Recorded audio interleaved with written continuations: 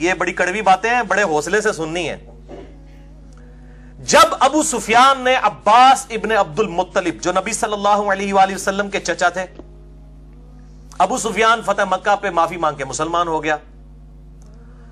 اس کی یاری دوستی تھی عباس کے ساتھ. جب مسلمانوں نے سیدنا ابو بکر صدیق کی بیعت کر لی, مولا علی نے اس وقت تک نہیں کی تھی, 6 مہینے بعد کی. یہ پوری ڈیٹیل طرف 3 گھنٹے کا لیکچر ہے, مسئلہ نمبر 55B میرا اہل سنت پاک .com پہ. وصی رسول کون ہے اور حدیث قرطاس کا تحقیقی جائزہ, جسے شوق ہو تو وہ دیکھ سکتا ہے. اب اس نے موقع غنیمت جانا تو اس نے عباس بن عبد المطلب کو لیا اور مولا علی کے پاس آیا کہ یہ کیا نچلے درجے کا ابو بکر, بنو تیم جو سب سے نچلا قبیلہ ہے قریش کا, اصل قبیلے تو بنو ہاشم اور بنو امیہ ہیں, ٹھیک ہے, اور یہ کمزور درجے کا نچلے درجے کے قبیلے کے لوگ ہیں جن کی بیعت ابو بکر کی لوگوں نے کر لی ہے, تو علی تم ہاتھ بڑھاؤ, ہم تمہارے ہاتھ پہ بیعت کرتے ہیں. بولے اعوذ باللہ تعالی, اندازہ لگائیں. تو مولا علی نے کہا تو جب مسلمان ہوا تب بھی اسلام کا دشمن, اور جب تو کافر تھا اس وقت بھی اسلام کا دشمن ہی تھا. خوب ڈانٹا. اور یہ ہمارے اہل سنت کے ہاں کئی روایتیں ہیں. تاریخ طبری ہے جو تاریخ الامم والملوک, امام طبری اہل سنت کے ایک ہیں, اہل تشیع کے, اہل سنت کے امام طبری. انہوں نے بھی یہ سارے ان کے جو ڈسکشن جو مولا علی کے ساتھ ہوئی وہ نقل کی ہے, اور آپ اردو میں ترجمہ شائع ہو چکا ہے فیصل اکیڈمی لاہور والوں کا 2004 میں, صفحہ نمبر 424 اور جلد نمبر 2 میں یہ سیم خطبہ موجود ہے جو میں نہج البلاغہ سے ورڈ بائی ورڈ مولا علی علیہ السلام نے جو جھڑکا ابو سفیان کو. یہ کہنے لگا میں پیادوں اور سواروں سے بھر دوں گا اس پورے مدینے کو, تیری حمایت کے اندر ابو بکر کو ہٹاؤ. تو مولا علی نے کہا کہ ہاں انہی پیادوں اور سواروں کے ساتھ بھرے گا نا جو تو خندق میں اور احد میں رسول اللہ کے مقابلے پر لے کے آیا تھا جن لوگوں کو, آج ابو بکر کے مقابلے پر میری حمایت کے اندر ان لوگوں کو لے کے آئے گا. اسی لیے میں کہتا ہوں یہ لوگ مطلب ادھر بھی اسلام کے ساتھ دشمنی, یہاں پہ بھی ظاہر ہے کہ کمزور درجے والے لوگ تھے. نبی علیہ السلام کی ان کو صحبت اتنی نہیں ملی, ہم ان کو صحابی مانتے ہیں رضی اللہ تعالیٰ عنہ کہتے ہیں, لیکن ان کو صحبت نہیں ملی, تو ظاہر ہے وہ کمزوریاں پھر نظر بھی آ رہی ہیں. اب یہ وہ آپ ورڈ بائی ورڈ خطبہ سنیں مولا علی نے کیا ڈانٹا ہے, اور اس میں کئی ایک ٹروتھ ایکسپوز کی ہے مولا علی نے. اے لوگو, فتنہ و فساد کی موجوں کو نجات کی کشتیوں سے چیر کر اپنے کو نکال لو, تفرقہ اور انتشار کی راہوں سے اپنا رخ موڑ لو. نہ انتشار پیدا کرو, جب بیعت ہو گئی ہے ٹھیک ہے. اللہ اکبر. فخر و مباحات کے تاج اتار ڈالو. وہ اتنا فخر کرتا تھا جی, بنو تیم, ایک بنو تمیم ہے ایک بنو تیم ہے جس میں سے سیدنا ابو بکر تھے. وہ کہتے ہیں یہ بنو عدی بھی بالکل نچلے درجے کا تھا جس سے حضرت عمر بنے ہیں. یہ قبائلی سسٹم میں اس وقت 2 ہی تھے, ایک بنو امیہ اور دوسرے بنو ہاشم. ایک کے پاس جو ہے حکومت تھی اسلام سے پہلے, دوسروں کے پاس جو ہے وہ بنو ہاشم کے پاس جو ہے وہ خانہ کعبہ کی تولیت تھی. جس طرح آج بھی سعودیہ کے اندر آل سعود ہے, ان کے پاس حکومت ہے, اور آل شیخ جو ہے انہوں نے مسلح سنبھالے ہوئے. یہی معاملہ اس وقت بھی تھا. تو اب وہ کہہ رہے ہیں کہ جی یہ کمزور درجے کے قبیلوں کے لوگ, ان کو آپ خلیفہ چن رہے ہیں. اب دیکھیں کیا کہہ رہے ہیں, فخر و مباحات کے تاج اتار ڈالو, صحیح طریقہ عمل اختیار کرنے میں کامیاب وہ ہے جو اٹھے تو برو پر اور بال کے ساتھ اٹھے, اور نہیں تو اقتدار کی کرسی دوسروں کے لیے چھوڑ دے. وہ کہہ رہے ہیں جب لوگوں نے اتفاق کر لی ابو بکر کے اوپر, پھر اس معاملے میں اس کو معاملے کو بگاڑنے کی ضرورت نہیں ہے, بلکہ اقتدار کی کرسی ان کے لیے چھوڑ دی جائے. ظاہر نبی صلی اللہ علیہ وسلم بادشاہ نہیں تھے, اللہ کے خلیفہ تھے دنیا پہ. آپ یہ ملوکیت کر ہی نہیں سکتے تھے کہ مولا علی کو اپنے بعد خلافت دے کر جاتے. اگرچہ مولا علی حقدار بھی تھے, کسی بھی درجے میں کسی صحابی سے کم نہیں تھے, بلکہ بڑھ کر ہی تھے, لیکن آپ صلی اللہ علیہ وآلہ وسلم یہ ملوکیت نہیں کر سکتے تھے, اور سیدنا علی کو بھی یہ پتا تھا. مسئلہ نمبر 55B, وصی رسول کون ہے صلی اللہ علیہ وآلہ وسلم اور حدیث قرطاس کا تحقیقی جائزہ, اس میں نے ڈیٹیل سے ہی بات کی ہے. اب یہاں پر دیکھیں, وہ کہتے ہیں اور اس طرح خلق خدا کو بد امنی سے راحت میں رکھو. اس وقت طلب خلافت کے لیے کھڑا ہونا ایک گدلا پانی اور ایسا لقمہ ہے جو کھانے والے کے گلے میں پھنس کر رہے گا. پھلوں کو ان کے پکنے سے پہلے چننے والا ایسا ہی ہے جیسے دوسروں کی زمین میں کاشت کرنے والا. وہ کہتے ہیں جب پھل کچا ہو تو اس کو تو نہیں اتارنا چاہیے, یعنی میں بھی پھل ہوں, میرا پکنے کا وقت آئے گا, جب جمل صفین اور نہروان لڑنی ہوگی. وہ میرے نبی نے میری ڈیوٹی لگائی ہے. وہ ظاہر ہے چوتھے خلیفہ نہیں لڑنی تھی آ کے, تو کچے پھل کو مت توڑو. اب وہ ان کو یہ باتیں پتا تھی, وہ آگے بات یہ کریں گے بھی. اگر بولتا ہوں تو لوگ کہتے ہیں یہ دنیاوی سلطنت میں اٹھ کھڑے ہوئے ہیں, اور اگر میں چپ رہتا ہوں تو لوگ کہتے ہیں موت کے ڈر سے چپ کر گیا. افسوس اب اس بات پر کہ جب میں ہر طرح کے نشیب و فراز دیکھ چکا ہوں. وہ کہتے ہیں میں نے تو ہر جگہ اسلام کے لیے قربانیاں دی, میں تقیہ کس طرح کر سکتا ہوں, میں اللہ کا شیر ہوں. یہ کہتے ہیں خالد ابن ولید نے وہ جکڑ کے رسیوں میں, جھوٹی روایت, وہ 1 کروڑ خالد ابن ولید مولا علی کا مقابلہ نہیں کر سکتے. وہ کہتے ہیں میں نے تو اسلام کے بڑے یہ ادوار دیکھے ہیں, جب کوئی بھی آگے نہیں جاتا تھا, خیبر کے اندر, خندق کے اندر ابن عبد الود آ گیا, خیبر میں مرحب آ گیا, تو میں نے تو یہ سارے معاملات خود دیکھے ہوئے ہیں, میں موت سے نہیں ڈرنے والا. صحیح مسلم میں آتا نا, میرا نام میری ماں نے حیدر رکھا ہے, شیر ہوں میں. وہ کہتے ہیں میں تو سارے نشیب و فراز دیکھ چکا ہوں. اللہ کی قسم ابو طالب کا بیٹا موت سے اتنا مانوس ہے کہ بچہ اپنی ماں کی چھاتی سے اتنا مانوس نہیں ہوتا. ماں کی چھاتی سے جو دودھ کے لیے جتنا بچہ تڑپتا ہے, اتنا میں موت کا مشتاق ہوں. ظاہر ہے جی, جن کے لیے آخرت کی زندگی سب کچھ ہو تو دنیا لائبلٹی ہے, آخرت تو ایسٹ ہے ان کے لیے. البتہ ایک علم پوشیدہ ہے میرے سینوں کی تہوں میں لپٹا ہوا, اگر اسے ظاہر کر دوں تو تم اسی طرح پیچو تاب کھانے لگو جس طرح گہرے کنویں میں رسیاں لرزتی اور تھر تھراتی ہیں. یعنی میرے پاس ایک علم ہے. وہ علم کیا ہے کہ کچے پھل کو نہیں توڑنا. میرے پکنے کی باری ابھی نہیں آئی ہے, وہ آئے گی جب جمل, صفین اور نہروان لڑنی ہوگی. اور وہ سینے میں چھپا ہوا علم کیا نبی صلی اللہ علیہ وسلم نے دیا. یہ میں نے 72 احادیث والے پمفلٹ میں اس کو واقعہ کربلا کا حقیقی پس منظر 72 صحیح الاسناد احادیث کی روشنی میں اس کے اندر اس کو بریف کیا ہے. حدیث میں بتا دیتا ہوں. سنن نسائی الکبریٰ میں انٹرنیشنل نمبر کے مطابق 8457 ہے, مسند احمد میں 11790 ہے. نبی علیہ السلام اپنی ایک زوجہ کے گھر سے باہر نکلے, آپ کا جوتا ٹوٹ گیا, آپ نے جوتا گھانٹنے کے لیے مولا علی کو دیا. وہ جوتا گھانٹنا شروع ہو گئے. آپ صلی اللہ علیہ وسلم تھوڑے آگے جا کر کھڑے ہو گئے. آپ صلی اللہ علیہ وآلہ وسلم نے فرمایا علی کا انتظار کرتے ہیں. پھر آپ نے فرمایا کہ اللہ تعالیٰ نے مجھے نبی بنا کر مبعوث کیا, تو ایز اے لاسٹ ریزارٹ مجھے کافروں کے خلاف تلوار اٹھانی پڑی قرآن حکیم کی خاطر, اس کو منوانے کی خاطر, ایز اے لاسٹ ریزارٹ. لیکن تم میں ایک خوش نصیب ایسا بھی ہے کہ جسے اسی طریقے سے جس طریقے سے میں نے قرآن حکیم کی تعبیر کی خاطر تلوار اٹھائی, وہ قرآن کی تعویل کی خاطر مسلمانوں کے خلاف تلوار اٹھائے گا. سیدنا ابو بکر نے کہا یا رسول اللہ, انا یا رسول اللہ, کیا میں ہوں؟ فرمایا لا. حالانکہ آپ لا کے الفاظ نہیں استعمال کرتے تھے. سیدنا عمر نے کہا یا رسول اللہ وہ خوش نصیب میں ہوں؟ فرمایا نہیں, بلکہ وہ خوش نصیب وہ ہے جو میری جوتیاں گانٹ رہا ہے. صحابہ دوڑے مولا علی کی طرف اور کہا کہ آپ کو مبارک ہو, آپ کے لیے اتنی بڑی خوشخبری ہے کہ آن دا بہاف آف پروفٹ آپ مسلمانوں کے خلاف تلوار اٹھائیں گے جس طرح کہ نبی صلی اللہ علیہ وسلم نے کافروں کے خلاف. تو مولا علی مسکرا پڑے. صحابہ کہتے ہیں ہم سمجھ گئے کہ مولا علی کو اس بات کا پتہ ہے, حضور نے بتایا ہوا ہے ان کو پہلے ہی کہ آن دا بہاف آف پروفٹ انہوں نے جنگ جمل, صفین اور نہروان لڑنی ہے. کسی سعودی عرب کے تنخواہ دار مولوی کے سرٹیفکیٹ کی ضرورت نہیں ہے, نہ کسی ایران کے تنخواہ دار مولوی کے سرٹیفکیٹ کی ضرورت ہے. الحمدللہ بخاری اور مسلم میں درجنوں احادیث میں نے اس ریسرچ پیپر میں لکھی ہیں جنگ جمل, نہروان اور صفین کے اوپر. مولا علی کے لیے گارنٹی حق پہ ہونے کی نبی صلی اللہ علیہ وآلہ وسلم نے دی ہے الحمدللہ. اگر حضرت عمر علیہ السلام نے کہا تھا کہ جو لوگ فتح مکہ پر مسلمان ہوئے ان کا کوئی اعادہ نہ دیا جائے, تو انہوں نے حضرت معاویہ کو گورنر کیوں لگایا؟ اس پہ میری ویڈیو ریکارڈ ہے, دیکھیں. یہ صرف حضرت عمر کا مسئلہ نہیں تھا. حضرت ابوبکر عمر رضی اللہ عنہما علیہم السلام,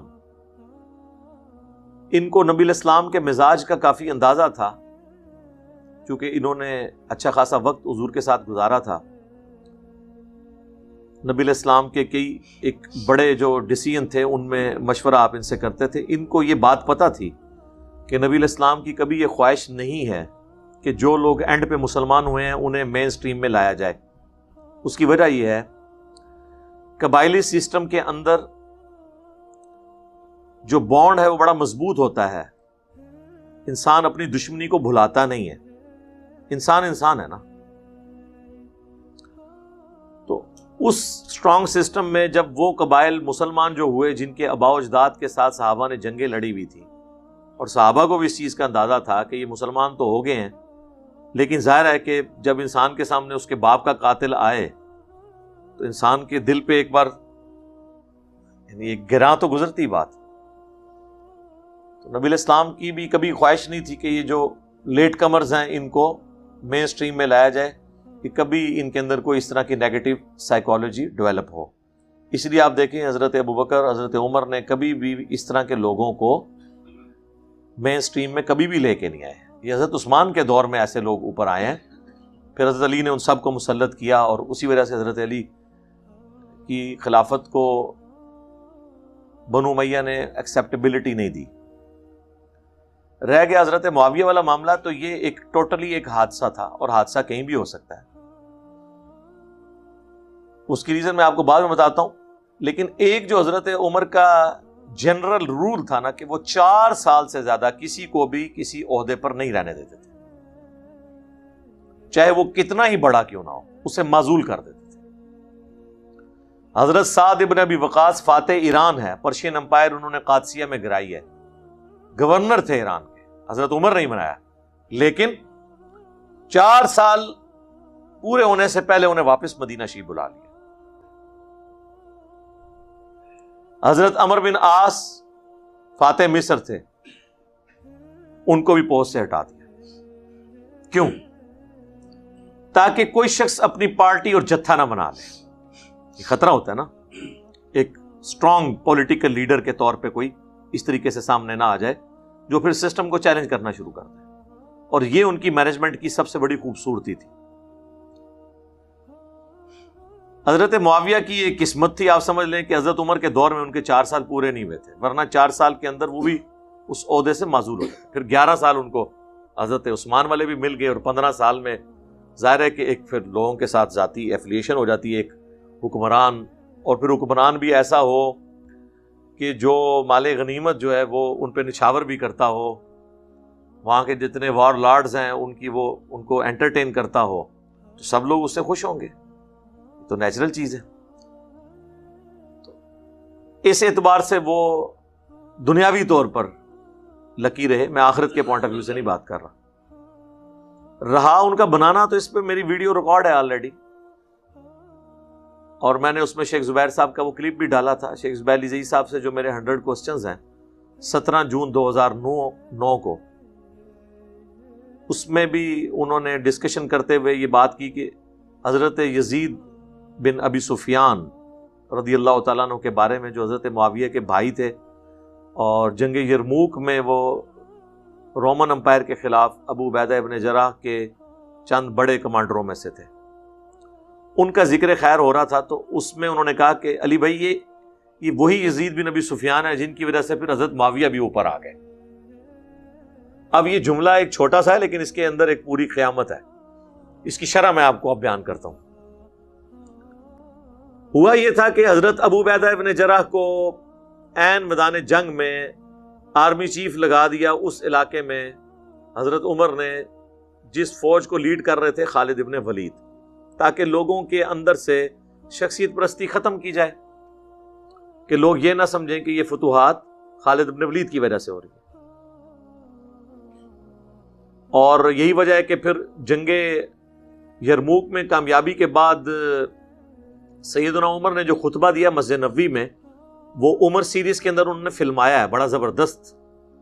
جو لوگوں کے دلوں میں قلق تھا نا، اب حضرت عمر کو تو موقع مل گیا نا، فل ٹاس ملی، تو انہوں نے کہا میں ماروں گا چھکا، کہ جو تم لوگ خسر بسر کر رہے تھے کہ بھئی وہ شخص جس کی وجہ سے اتنی فتوحات ہو رہی ہیں، سب سے مین جنگ میں دنیا کی سب سے بڑی سپر پاور کے ساتھ جو فائنل میچ ہو رہا ہے، اس میں آپ نے کیپٹن ہی ہٹا کے تو اس کو سپاہی کر دیا ہے اور ایک نیا کیپٹن بھیج دیا ہے، اور پھر اس نے وہ میچ جتوا بھی دیا. تو پھر حضرت عمر کو موقع ملا، پھر انہوں نے کہا کہ دیکھو خالد ابن ولید کے ساتھ میرا کوئی ذاتی مسئلہ نہیں تھا. میں جب لوگوں کی یہ گفتگو سنتا تھا کہ کل کو جب خالد نہیں رہے گا تو پھر اس جہادی معاملات کا کیا بنے گا، تو مجھے یہ چیز کلک کی کہ لوگ جو ہیں وہ تو شخصیت پرستی کا شکار ہیں. ان کا تو عقیدہ یہ ہونا چاہیے یہ فتوحات خالد کی وجہ سے نہیں ہو رہی، رب خالد کی وجہ سے ہوتی ہے. دوسرا، جب کوئی علاقہ فتح ہوتا ہے تو وہاں پہ کوئی ہمیں وار لارڈ نہیں چاہیے جو رعایا کو ہینڈل کرے، بلکہ ایسا شخص چاہیے جسے ہیومن مینجمنٹ آتی ہو. اور خالد ابن ولید تو سال ہا سال سے تلوار اور گھوڑے پہ بیٹھا ہوا ہے، تلوار ہاتھ میں پکڑ کے. ہیومن مینجمنٹ نہیں آتی. ہیومن مینجمنٹ کے لیے تو سافٹ بندہ جس کو اچھی صحبت ملی ہوئی ہو، نبی علیہ السلام کا قرب نصیب ہو، صبح و شام آپ کے ساتھ گزارے ہوئے ہوں، تو ابو عبیدہ ابن جرح سے بڑھ کے کون ہو سکتا تھا؟ جو بخاری مسلم میں حدیث ہے، ہر امت کا ایک امین ہے اور میری امت کا امین ابو عبیدہ ابن جرح ہے. تو کل کو جب یہ رومن امپائر مسلمانوں کے پاس آئے گی تو یہاں پہ ایسا شخص حکمران ہونا چاہیے جو تلوار اور گھوڑے والا نہ ہو بلکہ ہیومن مینجمنٹ جانتا ہو. تو یہ ریزن پھر انہوں نے اس وقت بیان کی. اب ابو عبیدہ ابن جرح تو بن گئے وہاں پہ گورنر. اس کے بعد عمر سیریز میں وہ بھی فلم آیا جب حضرت عمر ملنے جاتے ہیں اور ان کی حالت وہاں دیکھتے ہیں کہ قلعے کے کونے میں ایک چھوٹا سا کمرہ ہے، اس میں انہوں نے اپنا آفس بنایا ہوا ہے، درویشی کی زندگی. تو وہاں پہ حضرت عمر کہتے ہیں کہ دنیا نے ہر شخص کو دھوکہ دیا ہے سوائے ابو عبیدہ ابن جرح کے، اسے دنیا نہیں بیٹ کر سکی. اس کے بعد ابو عبیدہ ابن جرح جو ہیں وہ طاعون کے مرض میں شہید ہو جاتے ہیں. ہم تو یہ سمجھتے ہیں کہ کوئی اللہ کا نیک بندہ تو وہی ہوگا کہ جو یعنی پورے گھر والوں کو جمع کرے، کلمہ پڑھے اور ساتھ ہی یوں خود ہی اوپر لے کے کفن لیٹ جائے کہ جی میں گیا. طاعون کے مرض میں اتنے بڑے بڑے پھوڑے نکلتے تھے. ایک بیکٹیریل ڈیزیز تھی، وائرل ڈیزیز تو نہیں تھی، لیکن آپ سمجھ لیں ایک اس طرح کا مرض تھا جو پھیلتا تھا بیکٹیریا کی وجہ سے. اب تو آلموسٹ یہ ختم ہو چکا ہے دنیا، صرف افریقن ملکوں میں یہ رہ گیا ہے. لاکھوں لوگ مرتے تھے، ملینز میں لوگ مرے ہیں اس مرض سے. بخاری مسلم میں حدیث ہے میری امت میں جو مر جائے اہل ایمان میں سے وہ شہید لکھا جائے گا طاعون کے مرض میں. لیکن سر وہ مرنا کوئی آسان نہیں ہوتا تھا. اتنے موٹے موٹے پھوڑے پورے جسم پہ نکلتے تھے، جسم سیاہ پڑ جاتا تھا، ان پھوڑوں میں پیپ پڑتی تھی اور ایک تکلیف سے انسان دنیا سے جاتا تھا. ابو عبیدہ ابن جرح اس مرض میں شہید ہو گئے. اب ظاہر ہے کہ اس کے بعد نیا گورنر چننا تھا تو کوئی what's app message, phone call, کوئی موبائل فون تو نہیں تھا جناب. آلموسٹ کچھ 40 دن کی مسافت ہے مدینہ شریف اور شام کی. تو جو پیچھے باقی سینئر اصحاب جو بچے تھے انہوں نے آپس میں مشورہ کر کے معاذ ابن جبل کو گورنر شام چن لیا اور حضرت عمر کو خط لکھ دیا کہ ہم نے یہ چن لیا ہے. بجائے کہ 40 دن خط جانے میں لگے پھر 40 دن آنے میں. اتنا بڑا عرصہ آپ رومن امپائر کے بارڈر پہ بیٹھے ہوئے ہیں اور آپ کے اوپر لیڈر ہی کوئی نہیں ہے. کل کو وہ حملہ کر دیتے ہیں تو ظاہر ہے ایک لیڈرشپ کے انڈر ہی آپ نے لڑنا ہوگا نا. تو بڑا اچھا ڈیسیژن کیا انہوں نے. معاذ ابن جبل جو ہیں وہ چھوٹی پرسنالٹی تو نہیں تھے سر. صرف 28 سال عمر تھی حضرت معاذ ابن جبل کی اور وہ بھی طاعون کے مرض میں شہید ہو گئے. یعنی وہ جو گورنر بنایا وہ بھی شہید. 28 سال کی عمر میں میری تو یار پوری داڑھی بھی نہیں نکلی تھی. ایک بندہ دنیا سے چلا گیا. آج ہم معاذ ابن جبل جب سنتے ہیں نا تو ہم سوچتے ہیں کوئی سفید داڑھی، سفید پگڑی، سفید کرتا. نہیں سر، 28 سال. یہ 28 سال عمر ان کی دنیا سے جانے کی ہے. نبی علیہ السلام کی مبارک زندگی میں چھوٹی عمر انہوں نے اسلام قبول کیا. یہ وہی ہیں جن کے بارے میں وہ ابو داؤد اور ترمذی میں حدیث ہے حضور نے فرمایا معاذ میں تم سے محبت کرتا ہوں. تم کہ یا رسول اللہ میرے ماں باپ آپ پہ قربان، میں بھی آپ سے محبت کرتا ہوں. تو آپ نے فرمایا اے معاذ میری نصیحت یاد رکھنا، فرض نماز کے بعد کبھی یہ دعا نہ چھوڑنا، اللہم اعنی علی ذکرک و شکرک و حسن عبادتک. سنن نسائی میں اللہم کے ساتھ الفاظ ہیں اور ترمذی ابو داؤد میں ربی اعنی علی ذکرک، دونوں الفاظ درست ہیں. اور بخاری مسلم میں جو حدیث جو آپ نے اپنی پیٹھ کے پیچھے سوار کیا تھا اور پھر کہا کہ معاذ جانتے ہو کہ اللہ کا اپنے بندوں پہ کیا حق ہے، ان کا اللہ اور اس کا رسول بہتر جانتے ہیں. اور اس میں وہ بار بار حضور جب کہتے ہیں معاذ وہ کہتے ہیں لبیک یا رسول اللہ، یا رسول اللہ میں حاضر ہوں. یعنی میں آپ کو اس شخص کی خوش نصیبی بتا رہا ہوں، لیکن موت کیسے ہوئی ہے؟ طاعون کے مرض میں۔ لہذا اگر کسی کی موت بظاہر دنیا میں اس طرح کی نہیں ہوتی جس طرح کی آپ کو کہانیوں میں بتائی گئی ہے، تو یہ کوئی اس کی بزرگی ختم ہونے کی دلیل نہیں ہے۔ موت کسی کی ایئر کریش میں بھی ہو سکتی ہے، کسی کی لاش کا مسئلہ بھی ہو سکتا ہے، اور وہ شعر ہے اللہ اور اس کے رسول کا، حمزہ ابن عبد المطلب، المستدرک الحاکم میں حدیث ہے سید الشہداء ہیں حمزہ، اور وہ شخص بھی سید الشہداء ہے جو جابر حکمران کے سامنے کلمہ حق بلند کرے حتیٰ کہ اسے قتل کر دیا جائے، یعنی حسین ابن علی، یعنی امام نسائی، یعنی امام حنیفہ، اور ہر زمانے میں وہ شخص جو حق کے لیے کھڑا ہوا۔ جب معاذ ابن جبل شہید ہوئے تو پھر لوگوں نے مشورہ کر کے یزید بن ابی سفیان کو اگلا گورنر چن لیا، کیونکہ وہ بھی بڑے اصحاب میں سے تھے، نبی علیہ السلام کے ساتھیوں میں سے۔ اللہ کا کرنا وہ بھی فوت ہو گئے۔ امت کی ازمائش جو لکھی ہوئی تھی، ازمائشیں پھر اسی طرح ہی آتی ہیں نا۔ وہ صحیح مسلم کی حدیث ہے نا کہ نبی علیہ السلام فرمایا جب تک میں موجود ہوں میرے صحابہ پہ وہ فتنے نہیں ٹوٹیں گے جو ان کی تقدیر میں لکھے ہیں، جب مجھے اللہ اٹھا لے گا تو ان پہ وہ فتنے ٹوٹ پڑیں گے، اور جب تک میرے صحابہ موجود ہیں اس وقت تک میری امت پہ وہ فتنے نہیں ٹوٹیں گے جو میری امت کے مقدر میں ہیں۔ ظاہر اللہ نے دنیا آزمائش کے لیے بنائی ہے نا، وَلَنَبْلُوَنَّكُمْ بِشَيْءٍ مِّنَ الْخَوْفِ وَالْجُوعِ وَنَقْصٍ مِّنَ الْأَمْوَالِ وَالْأَنفُسِ وَالثَّمَرَاتِ، اور جب میرے صحابہ اٹھا لیے جائیں گے تو میری امت پہ فتنے آ جائیں گے۔ تو یزید ابن ابی سفیان کو جب انہوں نے گورنر چنا تو وہ بھی فوت ہو گئے۔ اب وہ شش و پنج میں پڑ گئے کہ کس کو گورنر چنا جائے۔ پھر کنسنسس کے ساتھ حضرت معاویہ کو چن لیا گیا، اس وجہ سے بھی کہ حضرت معاویہ جو ہے حضرت یزید بن ابی سفیان کے چھوٹے بھائی بھی تھے، اور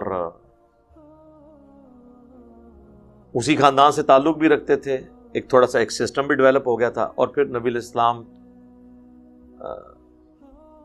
کا ظاہر ہے کہ ایک تالیف قلب والا معاملہ بھی تھا، تو اسی کی کنٹینیوشن تھی۔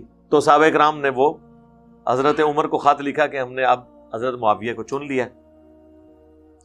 تو یار 3 گورنر جو انہوں نے چنے حضرت عمر نے وہ بھی ایکسیپٹ کر لیے، چوتھے کو بھی کر لیا، ٹھیک ہے۔ یہ قطعاً بدنیتی پہ نہیں تھا، حضرت عمر نے انہیں مامور نہیں کیا اسپیشلی چن کے، بلکہ وہ ایک وہاں کے لوکل ڈیسیژن کو انہوں نے انڈورس کیا، اس لیے حضرت عمر کو کوئی بلیم اس حوالے سے نہیں کیا جا سکتا۔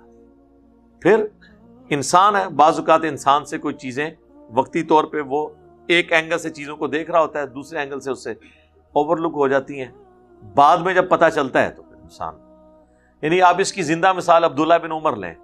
عبداللہ بن عمر پوری زندگی بنو امیہ کو سپورٹ کرتے رہے۔ آپ اندازہ کریں جب امت میں تفریق ہوئی حضرت علی کے دور میں، تو عبداللہ بن عمر نے نہ حضرت معاویہ کی بیعت کی نہ حضرت علی کی بیعت کی، بلکہ غیر جانبدار ہو گئے۔ جب حضرت علی شہید ہو گئے تو حضرت معاویہ کی بیعت کر لی، اور حضرت معاویہ نے اپنی زندگی میں جب اپنے بیٹے کی بیعت لی تو اس کی بھی بیعت کر لی، اتنی سپورٹ کی۔ لیکن جواب میں انہوں نے کیا کیا ان کے ساتھ؟ حجاج ابن یوسف نے قتل کروایا، صحیح بخاری موجود ہے۔ حجاج ابن یوسف تیمارداری کے لیے آیا حضرت عبداللہ ابن عمر کی، اور کہا مجھے پتا چل جائے نا کہ آپ کے ساتھ کس نے یہ کیا ہے۔ تو عبداللہ بن عمر نے فرمایا میرے ساتھ یہ اس نے کیا ہے جس نے حالت احرام میں لوگوں کو تلوار نیزے لانے کی اجازت دی ہے۔ احرام کی حالت میں تو آپ اپنے ساتھ کوئی اسلحہ لے کے ہی نہیں جا سکتے سوائے 2 چادروں کے، یعنی اسی کو کہا کہ تم نے یہ جان بوجھ کے پابندی اٹھائی تاکہ میرے پاؤں میں وہ نیزہ مرواؤ، اور الٹیمیٹلی وہ شہید ہو گئے اسی زخم سے۔ وہ جیلس تھا ان سے، کیونکہ گورنر حجاز حجاج تھا، اور امیر حج جو ہیں وہ حضرت عبداللہ بن عمر ہوتے تھے، اور عبد الملک بن مروان خاتمہ لکھتا تھا کہ عبداللہ بن عمر کے مشورے کے بغیر تم نے نہیں چلنا، تو اس کو یہ ہوتا تھا کہ بھی گورنر میں ہوں، اور گورنر وہ آج والا گورنر نہ سمجھیے گا، اس وقت گورنر ایک بلا ہوتی تھی، اور امیر حج یہ ہے، اس وقت تو یہ ایک ٹائٹل ہوتا تھا کہ امیر حج گورنر خود ہوتا تھا۔ آج کل کے گورنر تو یہ ہوتے تھے جنہیں سورہ اخلاص بھی نہ پڑھنی آتی ہو، ہاں نماز بھی نہ آتی ہو، وہ تو یہ ساری چیزیں تو جانتے تھے۔ تو خیر اس نے بدلہ اتارا۔ پھر ان دنوں میں جا کے مجموع الزوائد کے اندر، المستدرک للحاکم کے اندر آتا ہے کہ عبداللہ بن عمر کہتے تھے کاش میں نے علی ابن ابی طالب کے ساتھ مل کر فئۃ الباغیہ کے خلاف اس وقت قتال کیا ہوتا۔ یعنی وہ ان کو زندگی میں نیوٹرل رہنا اور سپورٹ کرنا بنو امیہ کی، وہ آخری وقت میں انہوں نے اس کو اپنی زندگی کی غلطی مانا، جس میں میں کہتا ہوں کہ جو چیز حضرت علی کے ساتھیوں کو حضرت علی کی زندگی میں سمجھ آئی، وہ عبداللہ بن عمر کو حضرت علی کی شہادت کے 34 سال کے بعد سمجھ آئی۔ 40 ہجری میں حضرت علی شہید ہوئے ہیں، 74 ہجری میں عبداللہ بن عمر شہید ہوئے ہیں، کہ میں نے جن لوگوں کا ساتھ دیا ہے یہ تو الٹے میرے ہی قاتل بنے۔ لہٰذا عبداللہ بن عمر کی جو باتیں جتنی پیش کی جاتی ہیں نا وہ منسوخ ہیں۔ وہ کہتے ہیں جی بخاری مسلم میں حدیث ہے، جب واقعہ حرہ کے بعد اہل مدینہ بیعت توڑ رہے تھے تو عبداللہ بن عمر لوگوں کو ملنے جاتے تھے اور کہتے تھے کہ تم بیعت نہ توڑو۔ تو وہ سر مسلم شریف میں موجود ہے، بخاری میں، کہ وہ کن کو ملے تھے؟ عبداللہ بن مطیع صحابی کو۔ وہ جو بیعت توڑ رہے تھے وہ کوئی انجینئر صاحب کے اسٹوڈنٹ نہیں تھے، وہ خود صحابہ تھے، اور یہ عبداللہ بن مطیع وہی ہیں جن کے بارے میں آدھی روایت ناسبی پیش کرتے ہیں کہ جی محمد بن حنفیہ نے عبداللہ ابن مطیع کے ساتھ اس معاملے میں بحث کی تھی کہ میں نے تو جتنا عرصہ یزید کے پاس رہا ہوں میں تو اسے سنت کا عامل پایا ہے، اور عبداللہ ابن مطیع کہتے تھے کہ قریب آسمان سے پتھر برس پڑے جو جو بدکاریاں یزید کے اندر موجود ہیں۔ تو لوگ جو ہیں محمد بن حنفیہ جو حضرت علی کے بیٹے تھے، حنفیہ نامی عورت سے، ان کی بات کوٹ کرتے ہیں، وہ کہتے ہیں دیکھیں جی حضرت علی کا اپنا بیٹا جو ہے نا وہ یزید کا سپورٹر ہے۔ تو وہ روایت پوری نقل کرتے ہیں، اس میں عبداللہ ابن مطیع محمد بن حنفیہ کا رد کرتے ہیں کہ ایسا نہیں ہے، وہ تو جتنے دن آپ آ رہے ہیں نا اتنے دن وہ رفع الیدین سے نمازیں پڑھتا رہا۔ ٹھیک ہے، پہلے ننگے ساری پڑھتا سی بغیر رفع الیدین دے۔ یعنی آپ کے وہ جس طرح ایکٹنگ کرتے ہیں، یہاں بھی کئی حکمران ہیں وہ بعض کا لوگوں کو دکھانے کے لیے عید میں بغیر وضو کے ہی جا کے کھڑے ہو جاتے ہیں صاف ستھرے کپڑے پہن کے۔ تو پوری روایت یہ ہے، ابن کثیر کے اندر ہے، تاریخ ابن کثیر البدایہ والنہایہ کے اندر۔ تو عبداللہ ابن مطیع کا ذکر بخاری مسلم میں موجود ہے، وہ بیعت توڑنے والوں میں شامل تھے۔ تو عبداللہ بن عمر رضی اللہ تعالیٰ عنہ کو اس وقت سمجھ آئی۔ تو اس طرح ہو جاتا ہے، لوگوں کو بعد میں سمجھ آتی ہے۔ پھر بخاری میں جو 4108 نمبر حدیث ہے کہ جب حضرت معاویہ تحکیم کے بعد مدینہ شریف آ کے خطبہ دیتے ہیں اور کہتے ہیں جس کی خواہش ہے نا اس امر خلافت میں وہ اپنا سینگ اٹھائے، اپنا سر اٹھائے، میں اس کے باپ سے بھی زیادہ خلافت کا حقدار ہوں۔ تو محمد بن مسلمہ وہ بعد میں کہتے ہیں عبداللہ بن عمر سے کہ آپ کو چاہیے تھا آپ وہیں پہ جواب دیتے، یعنی وہ انہی کو کنایے سے بات ہو رہی تھی۔ تو عبداللہ بن عمر کا باپ تو حضرت عمر ہے جن کی وجہ سے شام فتح ہوا ہے، اور شام کا ایک گورنر جو بعد میں وہاں کے امیر بھی بن گئے وہ انہی کے بارے میں ٹونٹ کر رہے ہیں۔ تو عبداللہ بن عمر نے کہا کہ میں نے ارادہ کیا میں اپنی گوٹ کھولوں جو یوں احتبا کر کے بیٹھے تھے، اور میں اسے بھرے مجمع میں جواب دوں کہ تجھ سے زیادہ خلافت کا حقدار وہ ہے جس نے دین کی خاطر، اسلام کی خاطر تم باپ بیٹا سے جنگ کی ہوئی ہے جب تم لوگ کافر تھے۔ اور اس حدیث کو امام بخاری غزوہ خندق میں لے کے آئے یہ بتانے کے لیے کہ غزوہ خندق میں عبداللہ بن عمر جنگ میں شامل تھے مسلمانوں کی طرف سے، اور حضرت معاویہ اور حضرت ابو سفیان یہ کافروں کی طرف سے آئے تھے۔ وہ فضیلت کا ڈفرنس بتا رہے تھے۔ اور یہ جو سیم جملہ ہے یہ صحیح مسلم میں بھی ہے، جب حضرت عمر کہتے ہیں میں نے ایک خواب دیکھا ہے کہ مجھے ایک مرغے نے 3 ٹھونگے ماری ہیں خواب میں نے اس کی تعبیر کی ہے کہ اب میں شاید زیادہ عرصہ زندہ نہ رہوں، اور اگر میری اچانک موت ہو جائے تو تم نے ان 6 بندوں میں سے ہی کسی کو خلیفہ چننا ہے، ان کے سوا کسی کو خلیفہ نہ چننا، اور جب تم دیکھو ان 6 میں سے چنے ہوئے خلیفہ کی کوئی مخالفت کر رہا ہے تو سمجھ لینا یہ اسلام کے دشمن اور کافر ہیں جنہیں میں نے اپنے ہاتھوں سے مارا ہے اسلام کی خاطر۔ وہی جملہ جو عبداللہ بن عمر نے بعد میں ریپیٹ کیا۔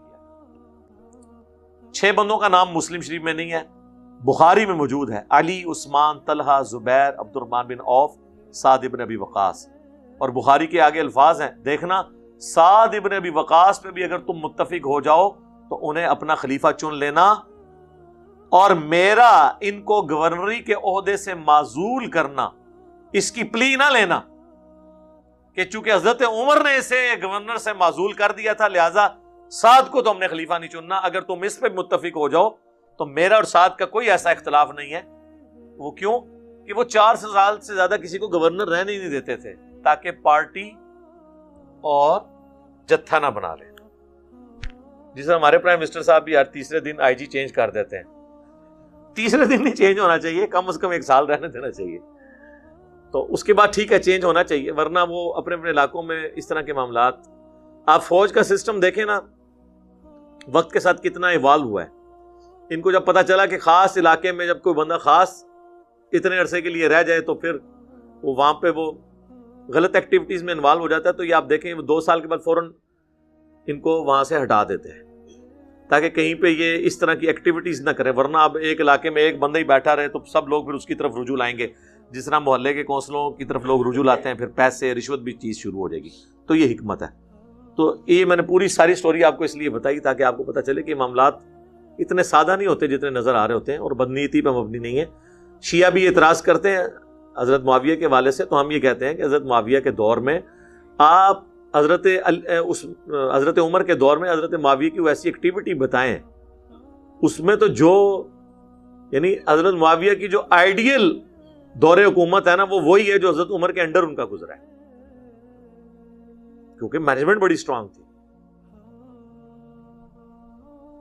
یہ جو کچھ ہوا یہ بعد کی بات ہے. اور دوسرا, اگر حضرت عمر کے معاملات بدنیتی پہ مبنی ہوتے تو اتنی بڑی انسٹرکشنز نہ وہ دیتے جو لوگ بعد میں مسلمان ہوئے ان کے بارے میں. پھر اس سے بھی بڑھ کے بخاری میں الفاظ ہیں کہ ان 6 لوگوں میں سے کسی کو خلیفہ چننا جن سے رسول اللہ اپنی وفات تک راضی رہے ہیں. یہ ان کا کرائیٹیریا تھا. عشرۃ مبشرۃ کی انہوں نے وہ کمیٹی بنائی تھی, اگرچہ ان میں ایک 7واں بندہ بھی اس وقت زندہ تھا, سعید ابن زید, چونکہ وہ حضرت عمر کے بہنوئی تھے اس لیے ان کو اس میں شامل نہیں کیا. ادروائز 7 بندے زندہ تھے حضرت عمر جب شہید ہوئے ہیں 10 مبشرہ میں سے. لیکن آپ دیکھ لیں انہوں نے کسی دوسرے ایسے بندے کو نہیں نامزد کیا جو بعد کا تھا, سب سینئر صحابہ تھے. اور صحیح بخاری میں تو حضرت علی کا نام پہلے نمبر پہ ہے, علی, عثمان, طلحہ, زبیر, عبد الرحمن بن عوف, سعد ابن ابی وقاص, ابو عبیدہ ابن جراح. تو حضرت علی سے اگر کوئی نعوذ باللہ کوئی بغض ہوتا تو ایسا نہ ہوتا. پھر تیسری بات, حضرت عمر نے تینوں کی پوسٹوں کے اوپر جو بندے لگائے ہوئے تھے اس سے ہی آپ ان کے ویژن کا اندازہ کر لیں. یعنی 3 بڑے مسلمانوں کے مراکز تھے حضرت عمر کے دور میں, حجاز, مکہ مدینہ اور یہ عرب کی سرزمین, پرشین امپائر گری تو عراق, ایران, یہ پورا علاقہ, رومن امپائر گری تو شام, پھر ساتھ مصر, یہ سارا. یہ 3 مراکز تھے. تینوں مراکز میں حضرت عمر نے جو سب سے پاورفل عہدہ چیف جسٹس کا, آج کل چیف جسٹس کا عہدہ اتنا پاورفل ہے جبکہ یہ لوگ بزدل بھی ہیں. اس زمانے میں جب کہ انصاف کا نظام ہو وہاں تو چیف جسٹس کے سامنے وقت کا خلیفہ بھی پیش ہوا کرتا تھا. چیف جسٹس تینوں علاقوں کے کون سے ہیں؟ تینوں مین مراکز کے. حضرت علی کو لگایا حجاز کا, مکہ مدینے کا. حضرت ابو درداء کو جو اصحاب صفہ میں سے تھے, غریب صحابی لیکن زہد کے امام, انہیں شام کا. اسی لیے ان کا حضرت معاویہ سے پھر جھگڑا بھی رہتا تھا, وہ بڑے ہارڈ لائنر تھے, اپنے معاملات میں کوئی کمپرومائز نہیں کرتے تھے. اور کوفے کا عبداللہ ابن مسعود کو, وہ بھی جناب 0 ٹالرنس والا بندہ, کوئی لحاظ نہیں کرتے تھے. تو یہ اگر آپ صحیح اسلامک ہسٹری کا مطالعہ کریں تو آپ کو پتہ چلے گا کہ وڈا بندہ وڈا ہی ہوتا ہے, ایویں نہیں وڈا ہو جاتا کوئی. اس میں کئی ایسی کوالٹیز ہوتی ہیں جو عام لوگوں میں نہیں ہوتی ہیں. اللہ تعالیٰ نے غیر معمولی صلاحیتیں ان کو دی ہوتی ہیں.